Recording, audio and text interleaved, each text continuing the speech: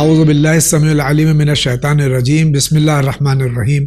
ناظرین کرام، السلام علیکم ورحمۃ اللہ وبرکاتہ۔ مسائل زندگی میں آپ کا استقبال ہے۔ آج ہمارے اسٹوڈیو مہمان حجت الاسلام جناب مولانا کمال احمد خان صاحب، ہم ان کا استقبال کرتے ہیں۔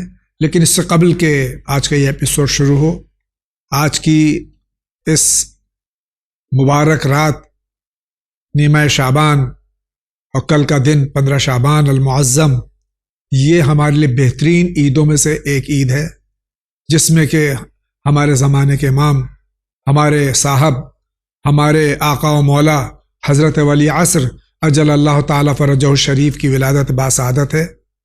ہم اپنی جانب سے، تمام اراکین چینل ون کی جانب سے حجت الاسلام کی خدمت میں، اور اسی کے ساتھ ہم سب کی جانب سے رسول اللہ صلی اللہ علیہ وآلہ وسلم، مولا متقیان علی بن ابی طالب علیہ الصلوۃ والسلام، جناب فاطمہ زہرا صلوات اللہ سلام اللہ علیہا، اور تمام ائمہ معصومین علیہ الصلوۃ والسلام کی خدمت میں تہنیت و تبریک پیش کرتے ہیں، اس امید کے ساتھ کہ اس عید کی عیدی جو ہمیں ملے وہ ظہور ہمارے امام کا جلد از جلد ہو جائے، تاکہ اس پورا شوب دور سے جو دنیا گزر رہی ہے اس میں سکون ہو جائے۔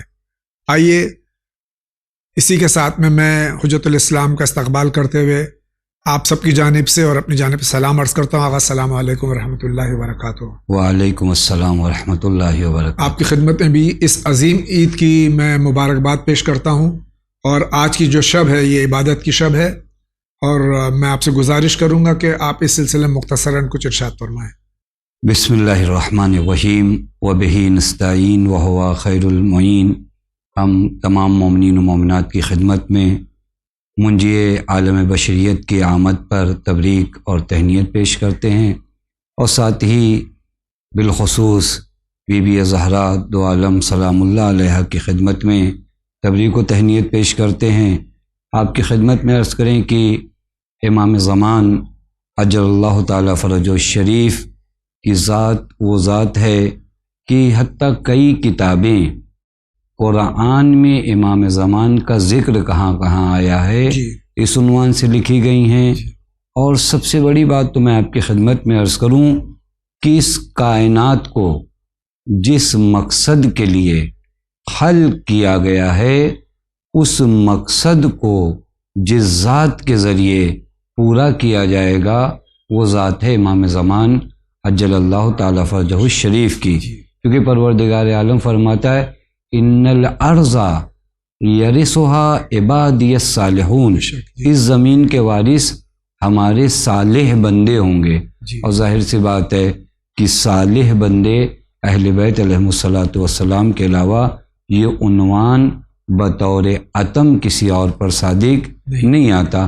میں ناظرین کی خدمت میں عرض کروں کہ یہ اس امام کی ولادت کی شب ہے کہ جس کا انتظار پیغمبر اکرم مولا متقیان، یعنی اگر آپ معصومین علیہم الصلوۃ والسلام کی سیرت دیکھیے، ہر کسی کو حضرت کا انتظار ہے۔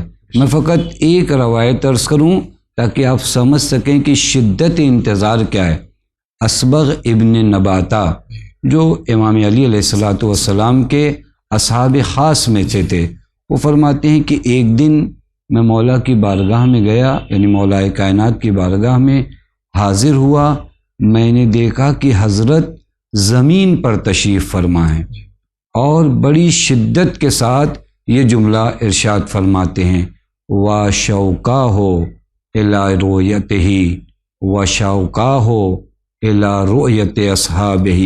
حضرت امیر اس وقت اس اشتیاق کا اظہار کر رہے ہیں، یا امام جعفر صادق علیہ الصلوۃ والسلام کا وہ جملہ سیدی غیبتک نفقت رفاقتی، میرے مولا میرے سید آپ کی غیبت نے میری آنکھوں سے نیند اڑا دی ہے۔ یہ کوئی معمولی جملہ نہیں ہے کہ وقت کا معصوم یہ جملے ارشاد فرما رہا ہے۔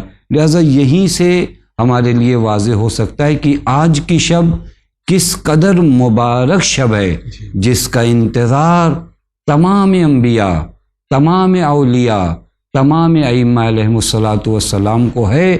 آج کی شب بندگی کی شب ہے، آج کی شب شب توسل ہے، لہٰذا ہم تمام ناظرین سے دعا کریں گے کہ واقعاً جیسا کہ آپ نے بھی عرض کیا، بیان فرمایا کہ اگر عیدی اس شب ہم پروردگار عالم سے کوئی طلب کریں تو وہ ظہور حضرت حجت اجل اللہ تعالیٰ فرجہ الشریف ہے، جو پروردگار عالم سے دعا کرتے ہیں کہ اللہ تعالیٰ حضرت کے ظہور میں تعجیل فرمائے۔ آمین۔ اللہم عجل ولیک الفرج۔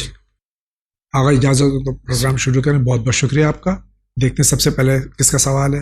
السلام علیکم ورحمۃ اللہ وبرکاتہ۔ آغا صاحب، آج سے 3 سال پہلے میں نے روزہ رکھا، میں بالغ ہو چکا تھا اور میں نے روزہ رکھا تقریباً 14 دن تک میں نے مسلسل روزے رکھے۔ اس کے بعد مجھے گیس کی پرابلم شروع ہو گئی اور پھر جب ڈاکٹر کے پاس گیا تو قبض ہو گیا تھا، جس وجہ سے پھر میں نے روزہ نہیں رکھا اور تب سے تقریباً 2018 میں ایسی پرابلم کا میں شکار ہو گیا تھا اور آج 2022 تک اس پرابلم سے میں چھٹکارا نہیں پا رہا ہوں۔ قبض بھی شدید ہے اور وضو بھی ٹوٹ جاتا ہے، مسلسل ایک نماز کے لیے 2-4 وضو کرنے پڑتے ہیں، لیکن تب سے میں نے پھر روزہ نہیں رکھا۔ کہ گھر والے کہتے ہیں کہ، اور ڈاکٹر سے بھی پوچھا تھا اس وقت، اگر پھر سے روزہ رکھنے کی وجہ سے اندر جو آپ کا معدہ ہے اگر وہ خالی رہے تو قبض پھر سے زیادہ بڑھ جائے گا، جس کی وجہ سے پریشانیاں اور مشکلات جھیلنی پڑے گی۔ تو میں نے پھر روزہ نہیں رکھا اور اس ماہ رمضان تک میں اسی بیماری میں مبتلا ہوں اور علاج بھی بہت کرتا ہوں، لیکن فرق بھی اس طریقے سے نہیں آتی جس طریقے سے آنی چاہیے، تاکہ میں اچھا اور قوی بدن کے ساتھ میں روزہ رکھوں۔ لیکن اور بدن میں بھی کافی کمزوریاں محسوس کر رہا ہوں میں، اور اب چاہتا ہوں کہ کیونکہ روزہ واجب ہے اور میں بالغ بھی ہوں، 19 سال کا بچہ ہوں میں، اور تب سے میں یہ پریشانی جھیل رہا ہوں، گیس کی پرابلم بھی اور وضو بھی ٹوٹ جاتا ہے اور قبض بھی ہے شدید، اور علاج بھی تو کرتا ہوں لیکن اس طریقے سے میں کمی نہیں آتی، اور میں چاہتا ہوں اس ماہ رمضان بھی میں اچھے طریقے سے روزہ رکھوں، اور لیکن اب چاہتا ہوں کہ میں اگر میں روزہ رکھوں تو زیادہ تر اگر خالی یہ رہا اندر سے تو زیادہ یہ بیماری نہ بن۔ میں اس سوال کو مختصر کر دوں کہ یہ روزہ رکھنا چاہتے ہیں لیکن اس مرض کی وجہ سے یہ روزہ نہیں رکھ پا رہے ہیں، علاج کرا رہے ہیں، لیکن یہ کسی طرح سے بھی اگر خالی معدہ رہے گا تو ان کا مرض بڑھ جائے گا، اس سلسلے میں انہیں کیا کرنا چاہیے؟ جی دیکھیے، اگر یہ بیمار ہیں اور روزہ رکھنے کی وجہ سے یہ بیماری اور بڑھتی ہے جی، یا اس کا ٹائم اور بڑھتا ہے کہ یہ بیماری اگر روزہ نہیں رکھیں گے تو ایک مہینے میں صحیح ہو جائیں گے، جی، لیکن روزہ رکھنے کی وجہ سے ہو سکتا ہے بیماری 2 مہینے تک طول پکڑے، جی، تو علماء فرماتے ہیں کہ وہ ضرر، وہ نقصان جسے عام طریقے سے برداشت نہیں کیا جا سکتا ہے، آپ اس مقام پر روزہ نہ رکھیے، لیکن ڈاکٹر کی بات مانیے، جی، ڈاکٹر جس جانب آپ کو متوجہ کرے۔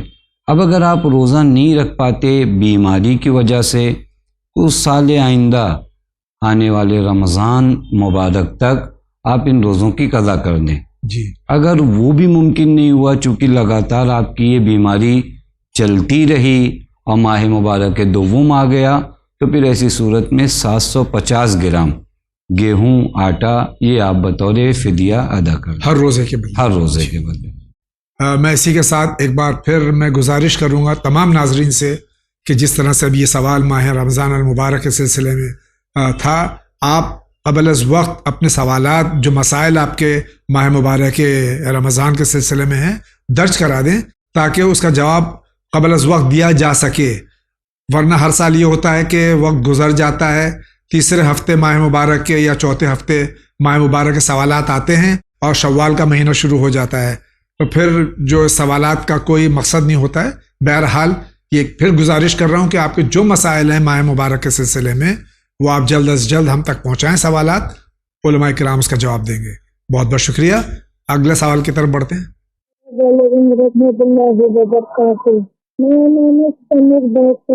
میں بات کر رہا ہوں بمبئی سے۔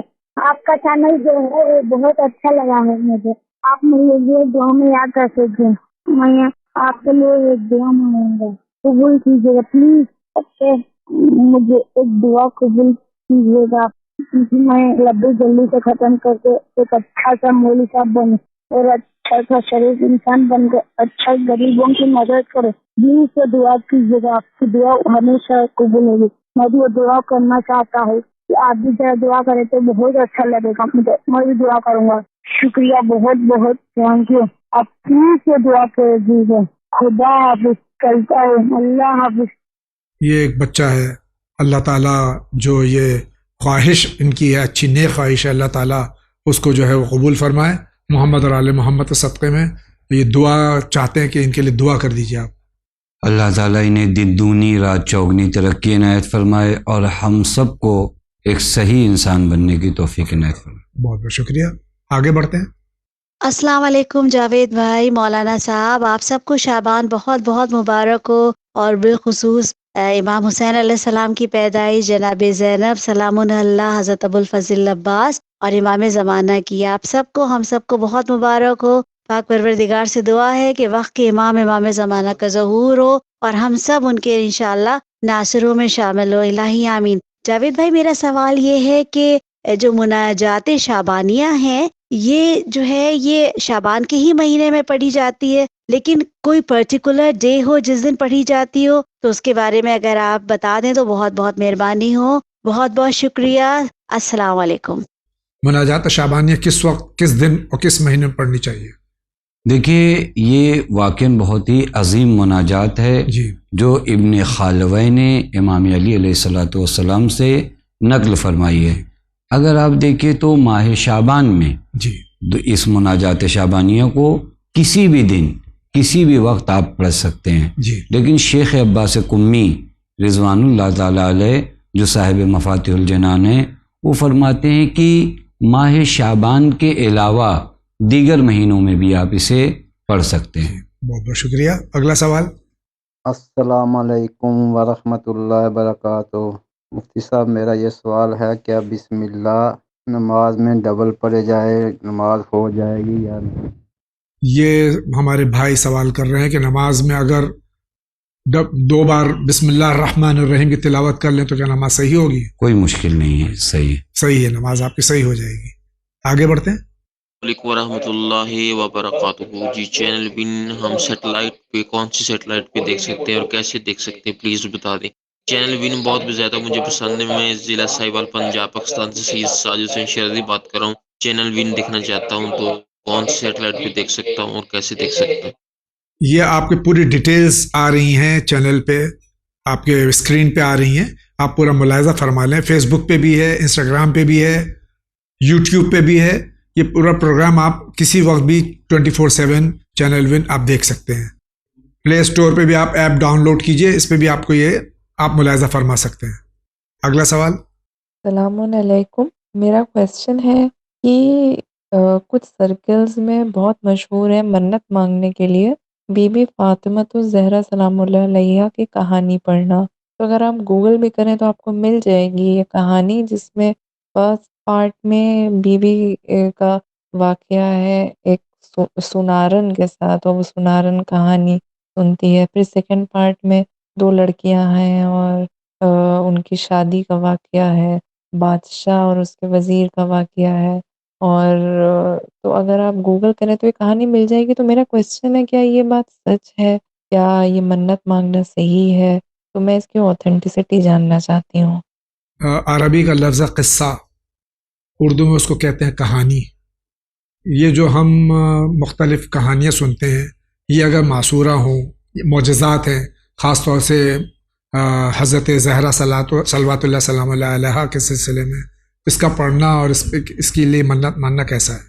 जी देखिए, वो किस्से और कहानी, पहली बात तो वाक़या एक ऐसी जगह से नकल होकर आए हों जो सनद के एतबार से हमें यकीन हो कि ये वाक़या सही है। जी, कभी कभार इस तरह की कहानियों में या किस्सों में वो बातें होती हैं जिससे अहले बैत अलैहिमुस्सलातु वस्सलाम की तौहीन हो रही होती है। मतलब बाज़ जगहों पे नकल करते हैं कि एक आदमी भूल गया तो उसके घर में आग लग गई, इसी कहानी में ही है। हसन, तुम अगर आप गौर फरमाइए, अहले बैत अलैहिमुस्सलातु वस्सलाम मज़हर रहमत परवरदिगार आलम है। बेशक जी, उन हस्तियों से इस तरह वो इंतकाम हमसे लें भूल जाने पे बईद है। लिहाजा इस तरह की चीज़ें जिनकी कोई सनद नहीं है, कोई मोतबर चीज़ें नहीं हैं, आप उन चीज़ों पर मन्नत मानिए, नज़र करिए جن کا دین نے آپ کو متوجہ کرایا، جیسے روزہ ہے، زیارت عاشوراء ہے، یہ اس کے علاوہ اور جو مجلسیں محفلیں، یہ وہ چیزیں جو ہمارے لیے کافی ہیں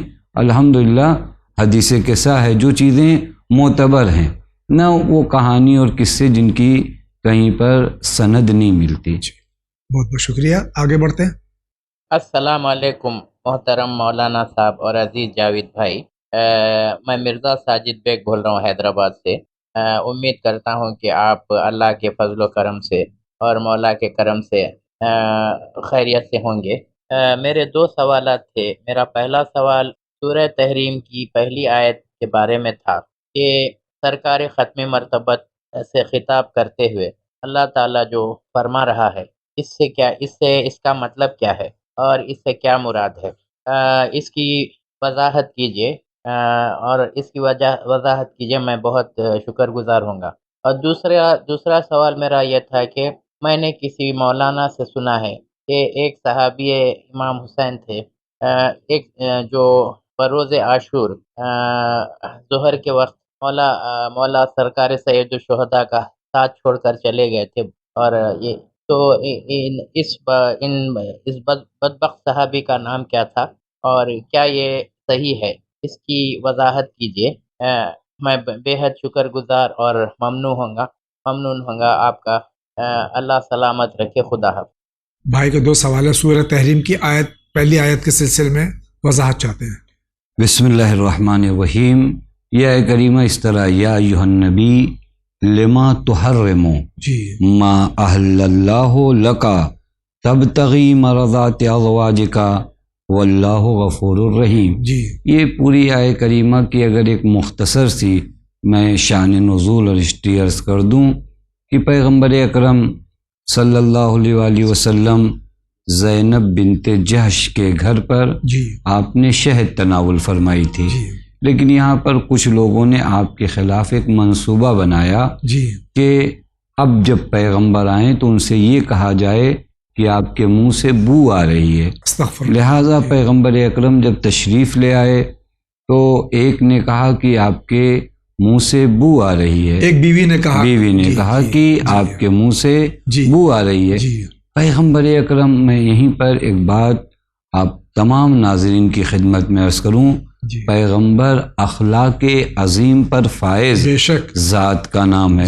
پیغمبر کو تمام حقیقتیں پتہ ہیں، لیکن پیغمبر چاہتے یہ ہیں کہ یہ جو حسد ان کے دلوں میں دوسری ازواج کو لے کر ہے یہ اور نہ پنپے، لہٰذا پیغمبر نے کہا آج کے بعد میں اس چیز کو تناول نہیں کروں گا۔ یہاں پر پروردگار عالم کا یہ ارشاد آیا، یا ایھا النبی لما تحرم ما احل اللہ لک، اے ہمارے نبی کیوں ان چیزوں کو اپنے اوپر حرام کر رہے ہو جسے خدا نے تمہارے لیے حلال قرار دیا ہے۔ اگر آپ غور فرمائیے، یہاں پر پھر ایک بات عرض کروں کہ یہ پیغمبر کی سرزنش نہیں ہو رہی ہے، پیغمبر کی توبیخ نہیں ہو رہی، پیغمبر کو ڈانٹا نہیں جا رہا ہے، بلکہ یہ خود پروردگار عالم پیغمبر کی نسبت دلسوز ہے۔ بالکل اسی طرح کے پیغمبر کے بارے میں قرآن میں ارشاد ہوتا، تاہا ما انزلنا علیک القرآن لتشقی، ہم نے قرآن اس وجہ سے تھوڑی نہیں نازل کیا کہ آپ اس قدر مشقت میں آ جاؤ۔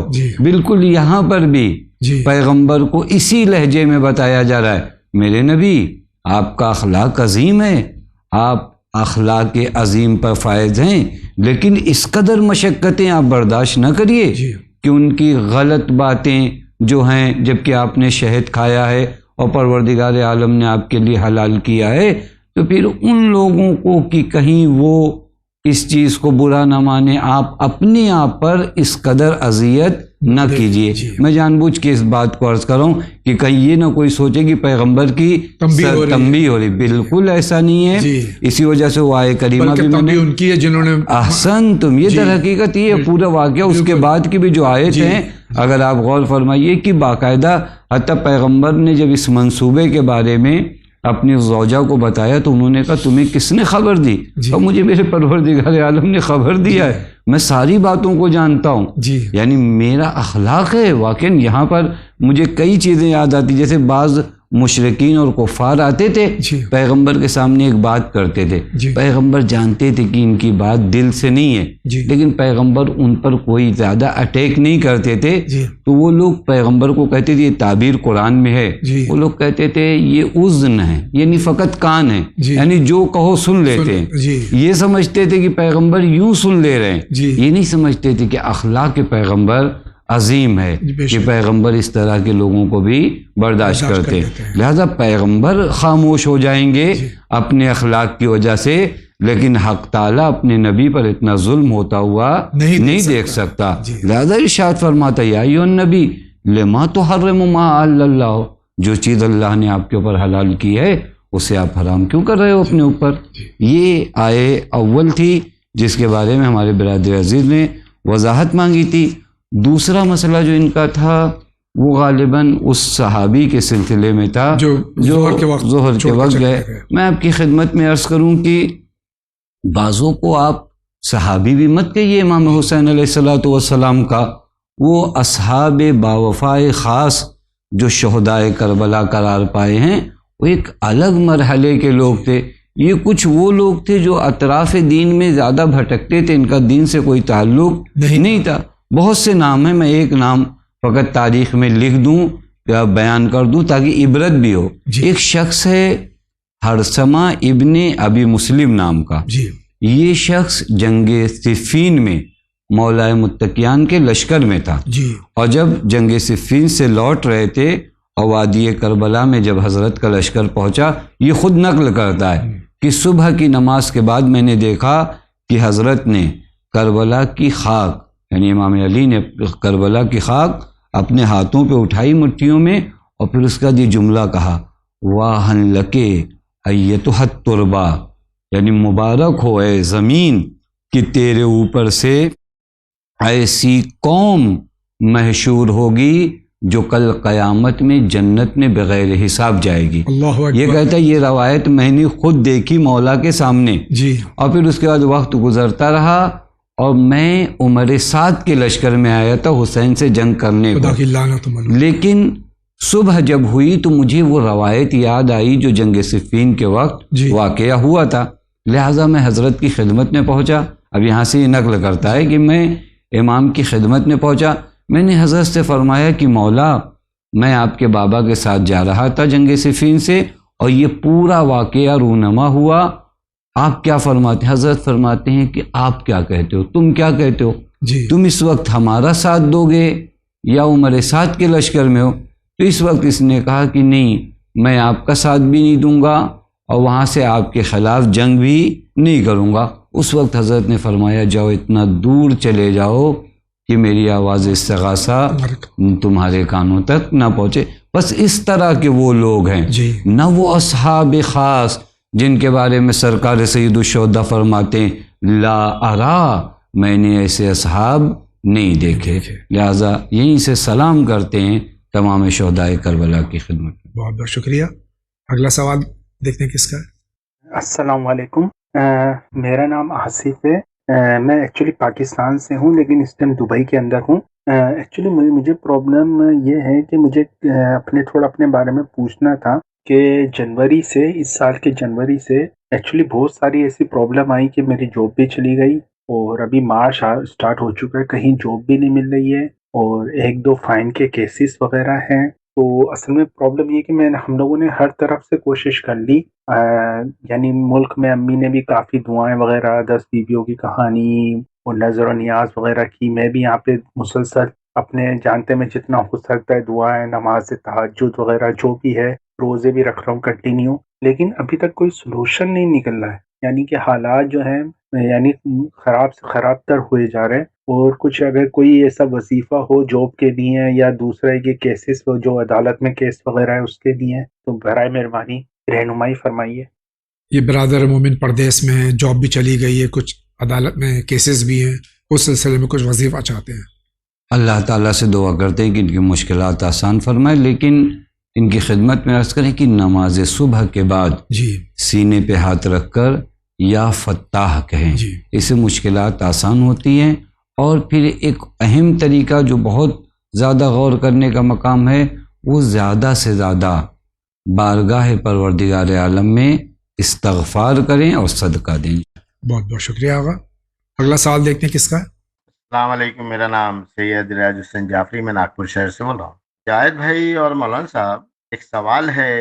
علماء اسلام اور ذاکرین و واعظین برسوں سے بیان کرتے آئے ہیں، مگر آج تک یہ بیان نہیں ملا کہ فرشتہ فطرس کا قصور کیا تھا. اللہ نے فرشتوں کو قوت عقل سے نوازا ہے، قوت شہوت، قوت غضب نہیں دی ہے. پھر کیا وجہ ہے کہ فرشتہ فطرس کو ایک جزیرے آسمان میں سزا کے طور پر ڈال دیا گیا، تو بالوں پر چڑھ گئے؟ جواب عنایت فرمائے. شکریہ، خدا حافظ. ہم جب معصومین خصوصاً ملائک کے سلسلے میں سوچتے ہیں تو یہی سوچتے ہیں جیسے گناہ ہم کرتے ہیں ایسے گناہ وہ بھی ہے، جو پاداش ہم کو گناہوں کی ملنی چاہیے ملتی ہے وہ ان کو ملتی ہے. اس میں فرق ہے. بھائی پوچھنا چاہ رہے ہیں کہ فطرس کا قصور کیا تھا. دیکھیں، ان کی خدمت میں عرض کریں کہ یہ واقعہ تو کامل الزیارات میں ہے. جی جناب ابن قولوہ جی جو نہایت ہی معتبر کتاب کامل الزیارات میں جی ہے، وہاں پر موجود ہے. ایک چیز جو ان کے سوال میں تھا وہ یہ کہ ملائکہ کوئی کام خلاف مرضی پروردگار عالم نہیں کرتے، جی کیونکہ ان کے اندر قوت شہویہ و غضبیہ نہیں ہوتی. جی تو میں ایک چیز عرض کروں، لیکن ملائکہ میں بھی سب ایک درجے کے ملائکہ نہیں ہیں. سب سے پہلی بات تو یہ، جی ملائکہ میں کچھ وہ ملائکہ ہیں جو واقع جیسے انبیاء میں ہیں، جی انبیاء میں سب ایک درجے کے نہیں ہیں. قرآن میں آیا تھی. اسی طرح ملائکہ میں جناب جبرائیل بھی ہیں، جی پطرس بھی ہیں. جی توجہ فرما رہے ہیں. تو وہ جو جن سے ہر طرح کے گناہ کی نفی کی گئی ہے وہ خاص ملائکہ ہیں. ایک بات یہ ہو جائے.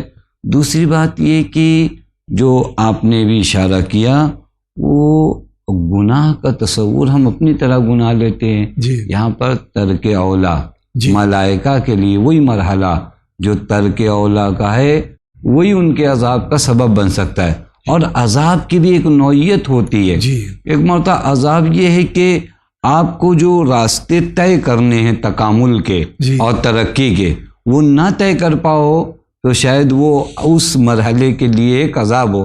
جیسا کہ تعبیر بھی اچھی کی گئی جی کہ بالو پر چھینے. جی بالو پر کا کام کیا ہے؟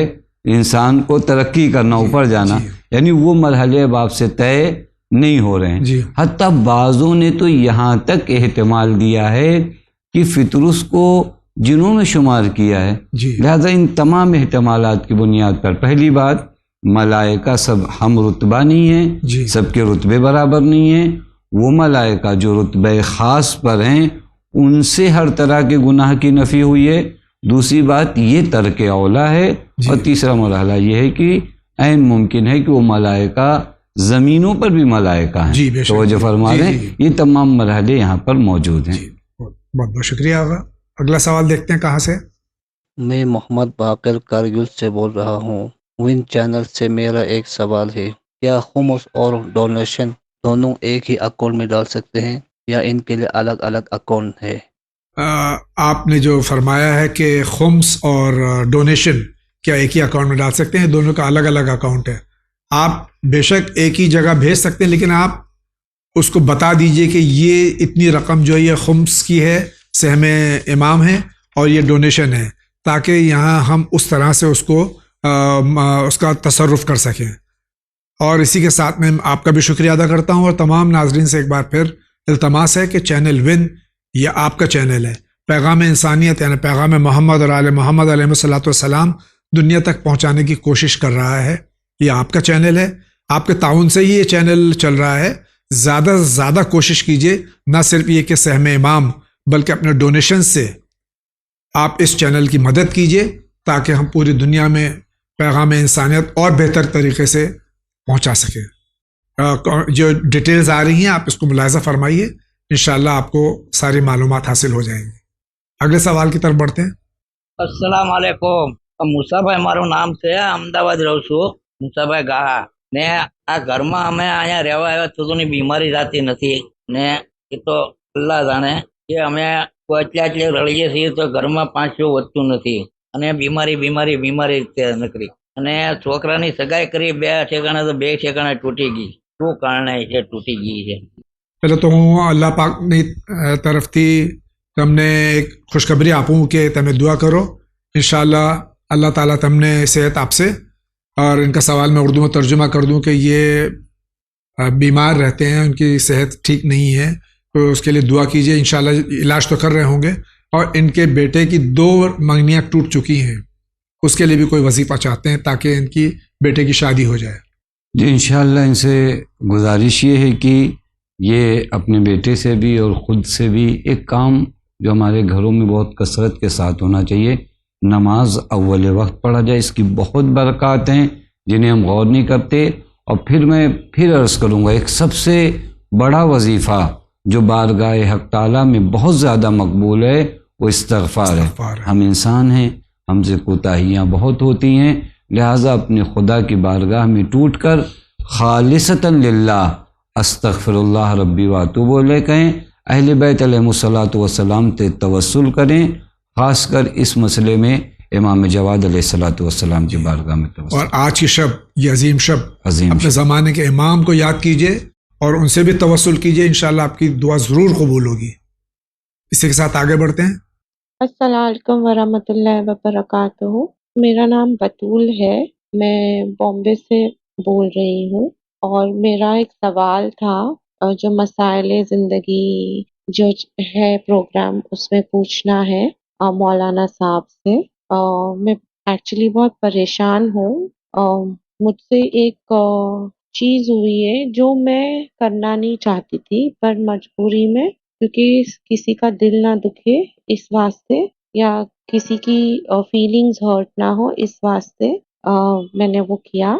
एक्चुअली मेरे जो इन लॉज है वो नॉन मुस्लिम है, हालांकि मेरे हस्बैंड इस्लाम में है, लेकिन जब मेरे इन लॉज ऑफ हो गए थे उनकी बरसी पे मेरे देवर और उनके रिश्तेदारों ने कुछ रिचुअल्स रखे थे और उसमें मुझे इनवाइट किया था हमें। और क्योंकि मेरे हस्बैंड के मम्मी डैडी ऑफ हुए थे और उनके रिचुअल्स उन करने पड़े, तो और मैं किसी की फीलिंग्स हर्ट नहीं करना चाहती थी, इसके लिए मुझे वहाँ बैठना पड़ा और उस चीज़ में मुझे पार्ट लेना पड़ा। अब मैं बहुत परेशान हूँ। मैं जानती हूँ कि ऐसे हमें इस्लाम में ये चीज़ जायज़ नहीं है, ये करना नहीं चाहिए, लेकिन ये क्योंकि मेरी हिम्मत नहीं हुई, मैं बोल नहीं पाई कि मैं नहीं बैठ पाऊँगी, मैं नहीं कर पाऊँगी, सिर्फ़ और सिर्फ़ इसलिए कि मेरे ये बोलने से किसी का मन दुःख ना हो जाए। तो मेरा सवाल यही है कि मैं दिल से बहुत ज़्यादा इस चीज़ को लेके परेशान हूँ और मैं अल्लाह ताला से इस चीज़ की मग़फ़िरत भी माँग रही हूँ। क्या ये मैंने जो किया वो गलत था? किसी को इमोशंस को हर्ट ना करना, और मैंने सोची भी हूँ कि आइंदा से कभी कुछ अगर ऐसा होगा तो हम इस चीज़ में पार्टिसिपेट नहीं करेंगे गोइंग फॉरवर्ड। लेकिन क्या अल्लाह ताला मेरी इस चीज़ को, मेरी इस एक्शन को माफ़ करेंगे? प्लीज़ मेरी परेशानी को दूर करें। Thank you. अल्लाह हाफ़िज़।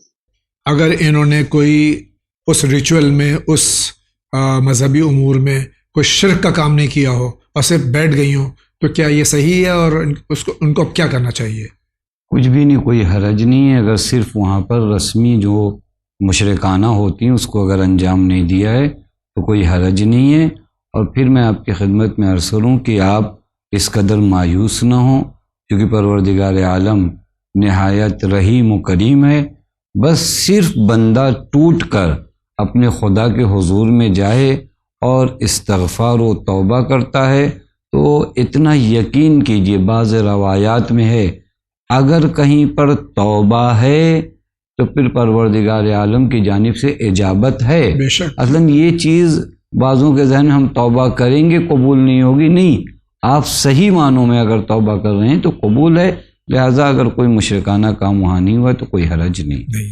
बहुत बहुत शुक्रिया। आगे बढ़ते हैं। अस्सलाम वालेकुम, उम्मीद है आप ठीक होंगे। सर मेरा छोटा सा सवाल था कि हम अगर रात को या दिन को या कभी भी जो सरसों का तेल है उसकी मालिश करते हैं पाँव पर या सर में, तो फॉर एग्जांपल अगर हमने मगरिब की नमाज़ पढ़ ली या ज़ोहर की पढ़ ली या असर की पढ़ ली, अगर हमने असर और ज़ोहर के बाद हमने सरसों के तेल की पाँव पर या सर में मालिश की, उसके बाद मगरिब का टाइम आ गया, अब हमने नमाज़ पढ़नी है, तो क्या हमारा वज़ू हो जाएगा? अगर हम देखो अगर हम पाँव धोएंगे तो ज़रूर ऑयल लगा होगा तो पानी नहीं पहुंच पाएगा अच्छी तरह, या जो हम सर का मसह करेंगे तो जैसे हाथ लगाएंगे तो लाजमन मसह होगा कि नहीं होगा? मेरा ये छोटा सा सवाल था कि अगर ऑयल लगा हुआ हो तो फिर क्या हमारा वज़ू हो सकता है? अब चाहे सरसों का तेल हो या खोपरे का तेल हो, नारियल का, कोई भी तेल लगाओ तो उससे सर और पैर का मसा हो जाएगा। जी, ये इनको खुद समझना पड़ेगा कि ये तेल मैंने कितना लगाया है। जी, आया ये तेल मेरे जिल्द पर पानी जाने से रोकता है या नहीं रोकता।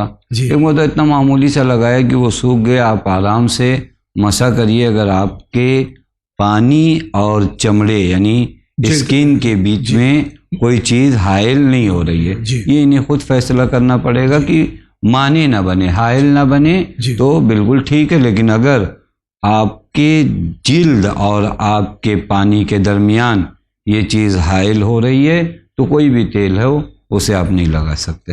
बहुत बहुत शुक्रिया, आगे बढ़ते हैं। अस्सलाम वालेकुम जनाब मौलाना साहब और जावेद भाई, मैं अरशद हुसैन हाकर मुल्ला बड़गाम कश्मीर से मैं बोल रहा हूँ। मौलाना साहब से मेरा एक सवाल ये है कि अगर किसी इमाम की विलादत हो तो घर में कोई किसी की वफात हो तो क्या हम उसकी मरसिया पढ़ सकते हैं या उसको हम कैसे कर सकते हैं? क्या मरसिया उनके बगैर या मरसिया थोड़ा सा पढ़ सकते हैं? जिस दिन इमाम की विलादत हो, किसी की इमाम की विलादत हो, हमें इस सवाल का जवाब चाहिए। ताकि वसलम। आप उलमा कराम से एक हदीस और एक रिवायत सुनी है कि हमारे शिया हमारे फाजिलत तीनत से खल्क हुए हैं, हमारी खुशी में खुश होते हैं, हमारे गम में गमगीन हो जाते हैं। किसी मासूम की विलादत के दिन क्या हम अपने मरहूमीन को याद कर सकते हैं, उनकी मरसिया खानी या फातिहा खानी वगैरह? जी, ये एक चीज़ मैं आपकी खिदमत में अर्ज़ करूं कि ये क्यों हम समझते हैं कि अगर ईसाल सवाब करना हो तो ज़रूर हम जो है मरसिया खानी के ज़रिए ईसाल सवाब करें। हम 4 शेर मदह मौला में पढ़कर, एक कसीदा मदह मौला में पढ़ के उसे भी ईसाल कर सकते हैं। बेशक जी, यानी ये चीज़ें जहन से निकलना चाहिए। असल ज़िक्र मोहम्मद व आले मोहम्मद हो, अब वो चाहे फजीलत के अशार हों या मसाहिब के अशार हों, आप ईसाल करना चाहे तो लिहाजा कोई हरज नहीं है कि आप मदह के अशार पढ़ के ईसाल कर सकते। बहुत बहुत शुक्रिया, आगे बढ़ते हैं। कानपुर से बोल रहा हूँ, अबूजर हैदर। मौलाना साहब सवाल है कि मैंने खुम्स निकाला है तो एक लड़की जो बिना माँ बाप की है और वो मैं खुम्स उसको दे सकता हूँ? उसका कहते तो लोग हैं सैयद थी, मगर कुछ लोग कहते हैं सैयद नहीं है। और दूसरा ये है कि एक बेवा है जिसका शौहर मर चुका, 2 लड़कियां हैं, उसकी माँ सैयद है, क्या उसको दे सकता हूँ? ये जरा मैं मौलाना साहब से कहिएगा, वादा कर दें ताकि मैं वो काम कर सकूँ। खुदा हाफिज। जहाँ शुबा हो, शक हो कि सैयद है या नहीं, वहाँ खुम्स दे सकते हैं या नहीं? या जो दूसरा मसला इनका कि खातून है, सैदानी है और बेवा हैं और मुस्तहिक हैं शरीयत की रोशनी में, उनको दे सकते हैं खुम्स? जी, अगर सियादत को लेकर आप मुतमईन नहीं हैं तो आप ना दीजिए उनको खुम्स। जी, और अपनी जेब से मदद कर दीजिए। जी, अपनी जेब से मदद कर दीजिए, चूँकि वो सहम सादात है। जी, आपके लिए मुतमईन होना ज़रूरी है उनकी सियादत को लेकर। दूसरा जो मरहला है कि एक बेवा हैं जो खुद सैयद हैं, सैयदा हैं यानी, और उनकी 2 बेटियां हैं, तो आप खुद उन सैयदा की मदद कर सकते हैं और वो मुस्तहक भी हैं, लिहाजा सहम सादात से बिल्कुल आप मदद कर सकते हैं। बहुत बहुत शुक्रिया, अगला सवाल। अस्सलाम वालेकुम, मैं दिल्ली से मोजीबाबाद बोल रहा हूँ। मेरा सवाल ये है कि मेरे एक दोस्त ने अपना बिजनेस शुरू करा था जिसमें उन्होंने मुझे अपना पार्टनर बनाया था, और उस बिजनेस शुरू होने के उसमें जितना भी पैसा लगा था वो उन्होंने ही अपने पास से लगाया था, और मुझे प्रॉफिट का 30%, मुनाफे में से 30% देने का वादा किया था, जो उन्होंने दिया भी, और वो बिजनेस चला भी, सक्सेस भी हुआ। लेकिन थोड़े दिनों के बाद, लगभग 2 साल के बाद, कुछ नाइतफाकियां ऐसी हुई जिसकी वजह से मुझे वो बिजनेस छोड़ना पड़ा। और उसके बाद एक बार जब बिजनेस शुरू हुआ तो उन्होंने अपनी जेब से पूरा पैसा लगाया था, लेकिन उसके बाद जो भी उस बिजनेस में जो भी मशीन कुछ आती थी या उस बिजनेस से रिलेटेड कोई भी ऐसी चीज जो होटल جو اس بزنس کی ایسٹس میں شمار ہو وہ ہوٹل کے منافع میں سے، اس بزنس کے منافع میں سے خریدی جاتی تھی، اور اس کے بعد جو پیسے بچتے تھے وہ مجھے دیے جاتے تھے۔ میرا یہ جاننا چاہتا ہوں کہ جو اس بزنس کے منافع میں سے اس بزنس میں لگایا گیا، مشین وغیرہ پراپرٹی جو بھی بنائی گئی، تو کیا میں اس منافع کا 30% لینے کا حقدار ہوں یا نہیں؟ فقط والسلام ورحمۃ اللہ۔ ان کا سوال مختصر کر دوں کہ بزنس ہوا، پونجی لگائی ان کے دوست نے، ان کو صرف بزنس پارٹنر بنایا، 30% دینے کا وعدہ کیا، بزنس چلا، ان کا ایک پیسہ بھی اس میں لگا نہیں تھا، لیکن اس کے بعد میں جب بزنس چلا 2 سال بعد نا اتفاقی ہوئی، الگ ہو گئے، لیکن اس میں جو مشینری وغیرہ یا دوسرے ایسیٹس ہوئے ہیں وہ جو پروفٹ تھا ان کا 30% اور ان کا 70%، تو کیا ان کا حق اس میں ہے یا نہیں ہے؟ دیکھیے، پہلی بات تو یہ کہ اس کو ہماری فقہ کی زبان میں شرکت کہتے ہیں۔ جی، شرکت کے اپنے خود اصول و ضوابط ہیں اور قانون ہیں، جی، کہ پونجی کس کی لگی ہو، جی، اور پھر کتنے % لگی ہو، جی، اور اس کے بعد ایک خاص الفاظ ادا کیے جائیں بعنوان شرکت۔ جی، یہاں پر انہوں نے خود واضح کیا کہ ان کا پیسہ نہیں لگا ہے۔ جی، اب پھر ان کا پیسہ نہیں لگا تو اب ان کے دوست نے جی، ان کو جو 30% دینے کا وعدہ کیا وہ کس عنوان سے وعدہ کیا؟ یا تو اس عنوان سے کہ یہ کام کریں گے، جی، کبھی کبھار ایسا ہوتا ہے کہ پیسہ ہمارا ہوگا اور محنت آپ ہم سب مل کے کریں گے اور آپ کو 30% دیں گے۔ ایک مرتبہ اس طرح آپ سے ایگریمنٹ ہوا ہے، ایک مرتبہ نہیں، اس نے تبرعاً یوں ہی قربتاً اللہ سوچا کہ آپ کو 30% دیں گے۔ اب اگر اس نے یہ کام تبرعاً اور قربتاً اللہ کیا تھا، اب اگر اس کے بعد وہ نہیں دے رہا ہے تو کوئی حرج نہیں ہے، وہ واپس آ گیا۔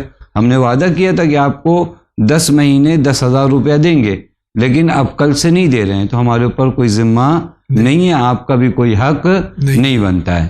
لیکن اگر آپ سے اگریمنٹ اس طرح کا ہوا تھا کہ کام آپ کرو گے، پیسہ میرا رہے گا، فائدے میں 30% آپ لوگے، تو یہاں پر اس طرح کا اگر اگریمنٹ ہوا ہے تو وہاں پر بھی یہ ایک طرح کا مضاربہ کہلاتا ہے، کہ جہاں کام کوئی کرتا ہے پیسہ کسی کا لگا رہتا ہے۔ یہاں پر بھی چونکہ عقد مضاربہ ایک جائز عقد میں سے، جائز کہتے ہیں وہ جس کو جب دل چاہے توڑ دیا جائے، یعنی ہمارے ہاں چونکہ یہ اصطلاحیں شاید تھوڑا سے گاڑی ہو جائیں، بعض عقد ہوتے ہیں لازم جنہیں آپ توڑ نہیں سکتے، بعض عقد ہوتے ہیں عقد جائز جن کو جب دل چاہے توڑ دیا جائے۔ وہ جس دن سے آپ کو پیسہ نہیں دے رہا ہے گویا اس نے وہ عقد توڑ دیا۔ توجہ فرما رہے ہیں؟ اب اگر آپ اپنی محنت کا پیسہ لے سکتے ہیں تو آپ دیکھیں کہ میرے جیسا انسان اگر کسی ہوٹل میں 7 گھنٹہ یا 8 گھنٹہ کام کرتا ہے تو اس کی اجرت کیا ہوتی ہے، اس لحاظ سے آپ پیسہ لے سکتے ہیں، نہ یہ کہ وہ 30% کے لحاظ سے۔ بہت بہت شکریہ۔ اگلا سوال۔ السلام علیکم، ہم بھنڈارے سے بول رہے ہیں، ہمارے بیٹوں کی شادی نہیں ہو رہی ہے، رشتے نہیں ہو رہے، ہم کو بیٹوں کی شادی کرنے کا بہت ارمان ہے، تو اس کے لیے آپ کچھ بتائیے۔ السلام علیکم۔ یہ چاہتی ہیں کہ بہت ارمان ہے ان کو کہ بیٹوں کی شادیاں ہو جائیں، ہر ماں کو ارمان ہوتا ہے، اس کے لیے کیا کرنا چاہیے؟ اس کے لیے بعض جگہوں پر نقل ہوا ہے کہ 2 رکعت نماز حمد کے بعد سورہ یاسین اور اس دعا کو قنوت میں پڑھیں، اللہم اغننی بحلالک عن حرامک وبطاعتک عن معصیتک، اسے تلاوت کریں، اللہ تعالی انشاءاللہ جلد از جلد شادی کے اسباب فراہم فرمائے۔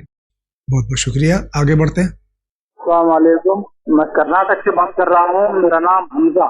میرا سوال ہے حضرت، یہ ہمیں مزارات میں عرس کرتے ہیں، عید میلاد کرتے ہیں، اور مزارات میں جانے رستے میں پر سلام کرتے ہیں، یہ سبھی کرنا نہیں ہے، صرف اللہ سے مانگنا اور ان سے مانگنا نہیں ہے، کسی کو بدعت وسیع کر بول دینا ہے، کیا صحیح کیا غلط؟ حضرت تھوڑا بات سمجھے۔ السلام علیکم۔ کیا وسیلہ قرار دینا صحیح ہے؟ قرآن مجید سے پوچھیے، اگر مسلمان ہیں تو قرآن مجید سے پوچھیے۔ وَابْتَغُوا إِلَيْهِ الْوَسِيلَةَ، واضح لفظوں میں قرآن کہہ رہا ہے کہ وسیلہ تم انتخاب کرو، جو راستہ پروردگار عالم معین کرے کہ آپ ہمارے حضور میں اس راستے سے آؤ۔ اب اگر اس راستے سے آپ نہیں جا رہے ہو تو آپ خود مشرک ہو، یعنی دوسروں کو مشرک کہنے والے خدا کے حکم کی اگر اطاعت نہیں کرتے تو یہ اطاعت فی شرک ہے کہ آپ اطاعت خدا میں دو چیزوں کی اطاعت کرتے ہو، ایک اپنے نفس کی، ایک خدا کی. جہاں آپ کو لگتا ہے خود، وہاں خود کی اطاعت کرتے ہو، جہاں کبھی لگتا ہے کہ چلو خدا کی بات مان لیا جائے. لہٰذا وسیلے کے بارے میں پیغمبر اکرم کی سیرت موجود ہے، قرآن مجید کی آیات موجود ہے، اور ہمارے لیے تو بہت واضح اور روشن ہے. ہمیں وہ دستور جو اہل بیت علیہ الصلوۃ والسلام نے بتایا ہے، ہم عین دین اسی کو صحیح سمجھتے ہیں. بہت بہت شکریہ. اگلا سوال. السلام علیکم، میرا نام شریفہ بیگم ہے. میرا سوال یہ ہے کہ میرے 8 سال کے روزے قضا ہو چکے ہیں اور اس کا کفارہ کس طرح سے دے، اگر دے تو گیہوں دینا ہے یا پیسے دینا ہے؟ میری طبیعت بہت بیمار رہتی ہے، اس وجہ سے روزے قضا ہو گئے. السلام علیکم. انہوں نے وضاحت فرما دی کہ 8 سال سے روزہ قضا ہوئے، بیمار رہتی ہیں. اب مسلسل یہ بیماری ہے 8 سال سے یا نہیں، یہ جانے بہتر. لیکن اگر یہ سمجھیں 8 سال سے مسلسل بیماری ہے جس کی وجہ سے روزہ نہیں رکھ پا رہی ہیں، تو اس کے لیے ان کو فدیہ دینا ہے یا کفارہ ادا کرنا ہے؟ نہیں، فدیہ دینا ہے. اگر بیمار ہیں اور جو ہے قدرت نہیں رکھتی، طاقت نہیں رکھتی روزے پر، تو 750 گرام جو ہے یہ دانے گیہوں آٹا، پیسہ کافی نہیں ہے. پیسہ بعض اوقات ذہن میں یہ آئے کہ 750 گرام کا پیسہ دے دیں، تو علماء فرماتے ہیں یہ پیسہ دینا کفایت نہیں کرے گا، آپ خود وہی گیہوں یا آٹا وغیرہ دیجیے. بہت بہت شکریہ. اگلا سوال. السلام علیکم جناب مولانا صاحب اور جاوید بھائی، میں ارشد حسین حکرم اللہ بڈگام کشمیر سے میں بول رہا ہوں. مولانا صاحب سے میرا ایک سوال یہ ہے کہ آیا کہ جس دن امام کی مطلب ولادت ہو، آیا کیا ہم اس دن روزہ رکھ سکتے ہیں؟ مجھے اس سوال کا جواب چاہیے. بات وسلم. ہم 13 رجب، 3 شعبان، 4 شعبان، 15 شعبان روزہ رکھتے ہیں، جو کہ عام طور سے معصومین کی ولادت ہے یا حضرت عباس علیہ السلام کی ولادت ہے. اس دن روزہ رکھنا کیسا ہے؟ بالکل اچھا ہے، بلکہ یہ رجحان بھی رکھتا ہے کہ انسان اتنے مبارک دن اپنے آپ کو پروردگار عالم سے قریب کرے روزے جیسی عبادت سے. لہذا بہت بہترین عمل ہے. بہت بہت شکریہ. اگلا سوال. السلام علیکم، میں مجاہد حسین رائے پور چھتیس گڑھ سے بول رہا ہوں. مجھے تھوڑا سے ایک جانکاری چاہیے تھی. شبر و شبیر کا جو ترجمہ ہے، اس میں الہی جو نام ہے وہ واضح کرنے کی مہربانی کریں گے، وضاحت کریے گا اس کی. السلام علیکم. شبر و شبیر نام کے سلسلے میں وضاحت چاہتے ہیں. جی، روایت میں وارد ہوا ہے کہ جب مولا امام حسن علیہ الصلوۃ والسلام کی ولادت ہوئی اور پیغمبر اکرم صلی اللہ علیہ وآلہ وسلم تشریف لے آئے اور حضرت امیر سے فرمایا کہ اس بچے کا نام کیا رکھا ہے، تو حضرت امیر نے فرمایا کہ ہم رسول خدا پر اپنے آپ کو مقدم نہیں کرتے، آپ ہیں تو یہ نام آپ انتخاب فرمائیے. تو رسول اکرم نے فرمایا میں بھی اپنے آپ کو خدا پہ مقدم نہیں کروں گا، لہذا اس بچے کا نام خدا رکھے. اس وقت جناب جبرائیل نازل ہوئے اور جناب جبرائیل نے فرمایا کہ یا رسول اللہ، خداوند متعال ارشاد فرماتا ہے کہ حضرت علی کی نسبت آپ سے وہی ہے جو جناب ہارون کو جناب موسیٰ سے تھی، اور ان کے بیٹے کا نام شبر ہے، لہذا وہ نام رکھیے. پیغمبر نے فرمایا یہ الگ زبان ہے، ہماری زبان عربی ہے، اس لحاظ سے تو کہا شبر کا معنی حسن ہے. بس شبر کا معنی کیا ہو گیا؟ حسن ہو گیا. یہی سیم صورت امام حسین علیہ الصلوۃ والسلام کی ولادت کے موقع پہ پیش آئی، اور پھر جناب جبرائیل نے شبیر کے نام کا انتخاب کیا حق تعالیٰ کی جانب سے، اور اس شبیر کا جو ٹرانسلیشن ہوتا ہے عربی میں وہ حسین کرتے ہیں. بہت بہت شکریہ. اگلا سوال. جی، میں ضلع مظفر نگر سے بول رہا ہوں، گاؤں سرائے رسول پور. جی، میں پوچھنا چاہ رہا ہوں جو یہ جو ہوتا ہے بینک سے جو یہ بیاج وغیرہ مطلب اپنے پیسے ڈال دیتے ہیں اور اس کا بیاج کھاتے ہیں، وہ حلال ہے یا حرام ہے؟ یہ اس کا جواب چاہیے. اس سے قبل کہ آپ کا سوال میں آغا کے سامنے پیش کروں، آپ سے خاص طور سے اور تمام ناظرین سے گزارش ہے کہ جب آپ کا ٹیلی فون لگ جائے برائے مہربانی پیچھے کے ڈسٹربنس کو ختم کرنے کی کوشش کیجیے تاکہ واضح طور سے آپ کا سوال ہم تک پہنچے. بہت ڈسٹربنس تھا آپ کے سوال میں، بہرحال اگلی بار اس کا احتیاط کیجیے گا. بینک میں جو ہم پیسہ رکھتے ہیں اس کے اوپر جو منافع ملتا ہے ہمارے ہندوستانی بینک میں، وہ اس کا لینا کیسا ہے؟ بالکل جائز ہے. جی، بہت بہت شکریہ. اگلا سوال. راجستھان کے اسلام کے اندر کسی ایک تو اہل حدیث देवबंद, बरेलवी, शिया, इनको किसी को एक को चुनना जरूरी है। मैं नमाज पढ़ने के बाद ऐसी दुआ करता हूँ कि अल्लाह हम सब मुसलमानों को एक कर दे। कर क्या ये सही है या गलत है? बहरहाल आपकी दुआ तो सही है कि अल्लाह ताला हम सबको एक कर दे, नेक कर दे, लेकिन जो इन्होंने कहा कि मुख्तलिफ जो फ़िरक़े हैं, इसमें क्या किसी एक को चुनना सही है या गलत है? देखिए, इन फ़िरक़ों और मज़ाहिब से हमें मतलब नहीं है। हम सिर्फ एक बात बताएं कि आप या हम कोई भी गौर फ़कत इस बात पर करें कि किस जानिब हमारे नबी सल्लल्लाहु अलैहि वसल्लम ने हमें मुतवज्जे किया है। जो भी हज़रत का रास्ता है और जिस जानिब हज़रत ने हमें मुतवज्जे किया, उसी का हमें इंतखाब करना है। जी, बहुत बहुत शुक्रिया। अगला सवाल।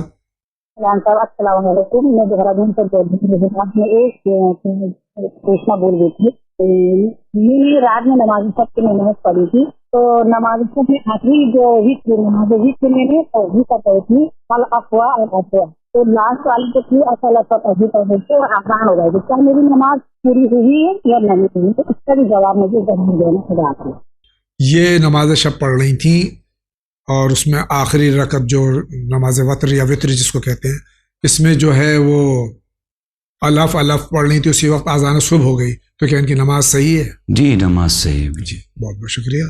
अगला सवाल। अस्सलाम वालेकुम जावेद साहब और मौलाना साहब, अस्सलाम वालेकुम। मैं फिरोज खान देहरादून अंबाड़ी से बोल रहा हूँ। मेरे दो सवाल हैं। पहला सवाल है कि जैसे मुस्तहिद दो हैं तो अलग अलग फतवा होता है मुस्तहिद का। एक कमज़नी को गलत बताते हैं, एक सही बताते हैं, तो बड़ी कशमकश हो जाती है। जैसे जहाँ पे हम लोग मेजॉरिटी में, वहाँ तो ये चीज़ें बहुत मायने रखती हैं। एक मजलिस में आता है तो दूसरा दूसरी मजलिस में चला जाता है, तनाज़ेबाजी हो जाती है। तो क्या एक मुस्तहिद की तकलीफ नहीं होनी चाहिए?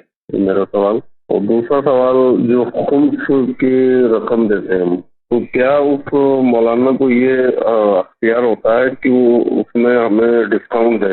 तो सपोज मेरा 50,000 का खुम्स निकला, उसने कहा कि 25,000 रुपये में छोड़ देता हूँ, तो मैं 25,000 रुपये दे दो, क्या ये सही है? खुदा हाफिज़।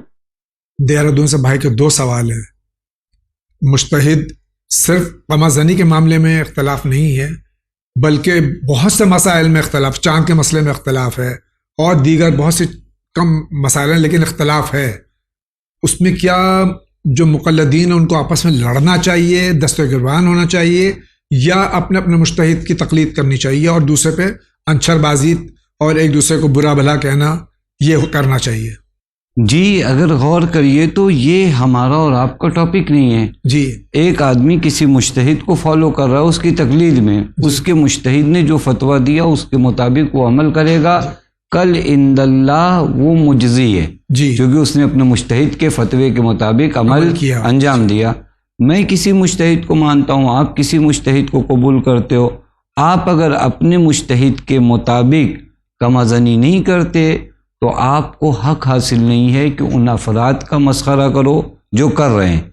इसी तरह वो अफराद जो करते हैं वो उन अफराद को बुरा भला नहीं कह सकते जो अपने मुज्तहिद के फतवे के मुताबिक नहीं कर रहे हैं। लिहाजा हर कोई अपने मुज्तहिद को फॉलो कर रहा है। ये जगह ही नहीं कि बहस व गुफ्तगू किया जाए कि आप क्यों करते हो, आप क्यों नहीं करते, क्योंकि हम अपने मुज्तहिद को फॉलो कर रहे हैं। ये एक मसला हुआ। दूसरा सवाल जो इनका था उसकी खिदमत में अर्ज़ करूं कि देखिए, कभी कभार बाज़ रियायतें हमें दीन देता है इस लिहाज से, मतलब मैंने आज से 20 साल से खुम्स नहीं निकाला, अब मेरे लिए सख्त हो रहा है कि 20 साल का खुम्स कैसे निकालूं।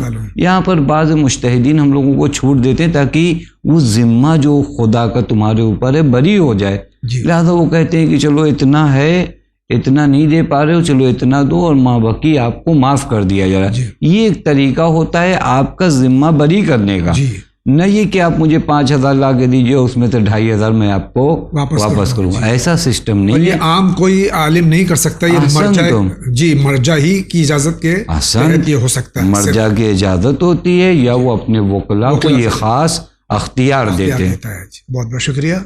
अगला सवाल। हमारा नाम परवीन फातिमा है और हम जहाँ रहते हैं वो हमारा दिल्ली में रहते हैं हम लोग, और हमें हयातुल कुलूब बुक चाहिए। ये हयात अल कुलूब आपने ये नहीं वाज़ेह फरमाया कि किस ज़बान में आपको चाहिए। बहरहाल आप चैनल विन के ऑफिस में रुजू कीजिए, टेलीफोन नंबर आपके स्क्रीन पे आ रहा है, आपको किताब दस्तयाब हो जाएगी। और अमेज़ॉन पे भी आप वर्ल्ड इस्लामिक नेटवर्क क्लिक कीजिए, इंशाअल्लाह अमेज़ॉन पे भी आपको ये सारी किताबें दस्तयाब हो जाएंगी। आपका बहुत बहुत शुक्रिया। अगला सवाल लेते हैं। जी अस्सलाम वालेकुम, मैं हसनैनी बीबी बोल रही हूँ जायस अमेठी से।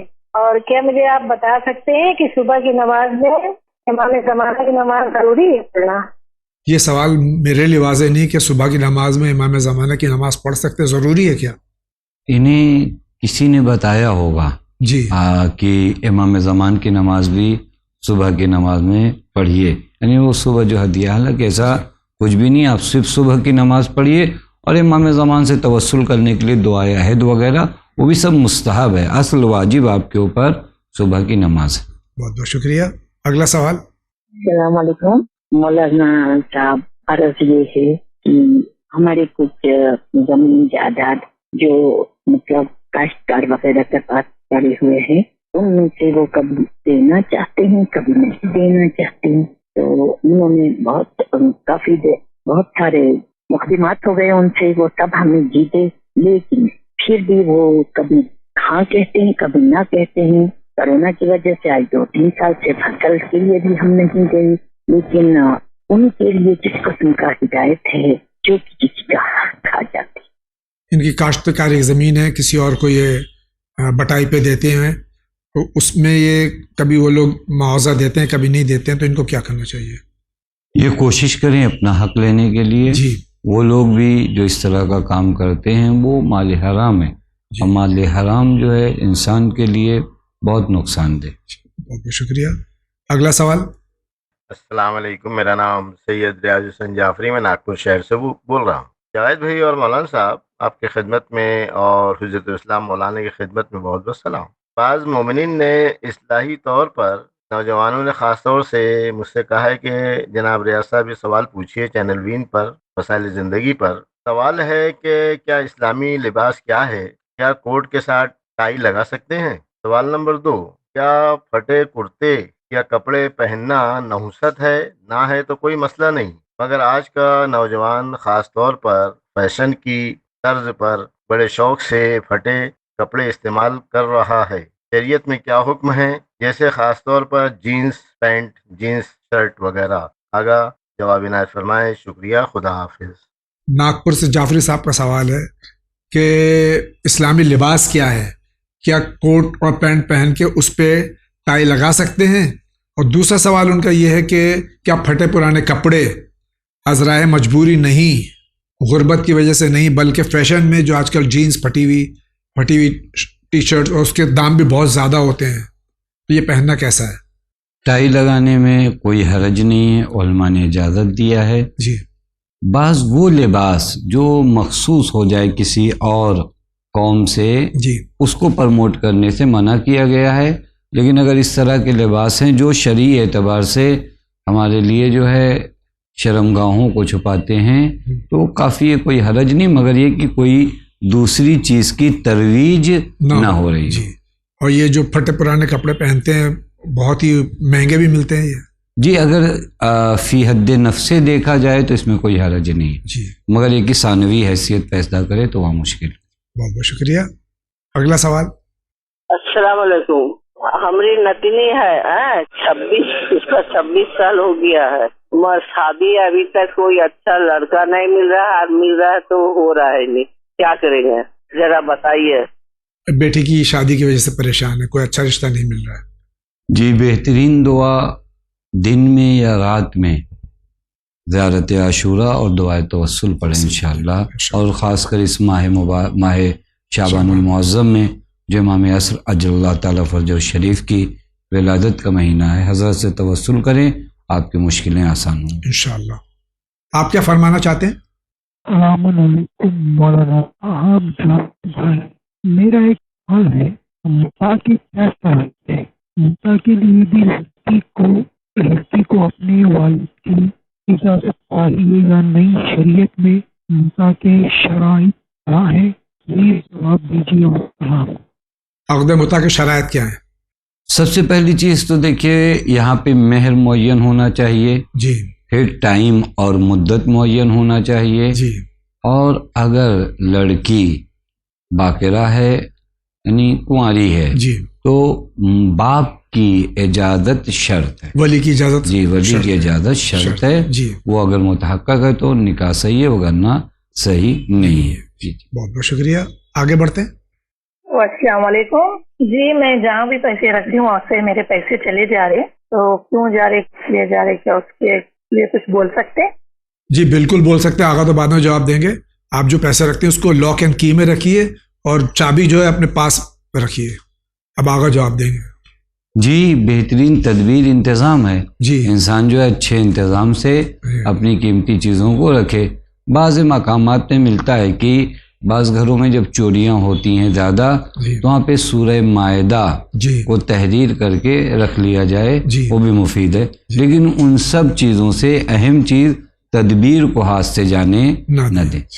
ناظرین کرام، اسی کے ساتھ جا رہے ہیں بہت ہی مختصر سے بریک پہ، لیکن اسی کے ساتھ ایک گزارش آپ سے کرنی ہے کہ جب آپ سوالات کریں، سوالات کو پہلے اپنے ذہن میں منظم کر لیں یا کاغذ پہ لکھ لیں، مختصر الفاظ میں زیادہ سے زیادہ اپنے سوالات واضح کر دیں تاکہ وقت بھی بچے اور جو بار بار ریپیٹ ہوتا ہے سوال، یعنی وہی بات ریپیٹ ہوتی ہے وہ ریپیٹ نہ ہو۔ اس امید کے ساتھ کہ آپ اس پر عمل ضرور کریں گے، ہم جا رہے ہیں مختصر سے بریک پہ، ابھی حاضر ہوتے ہیں۔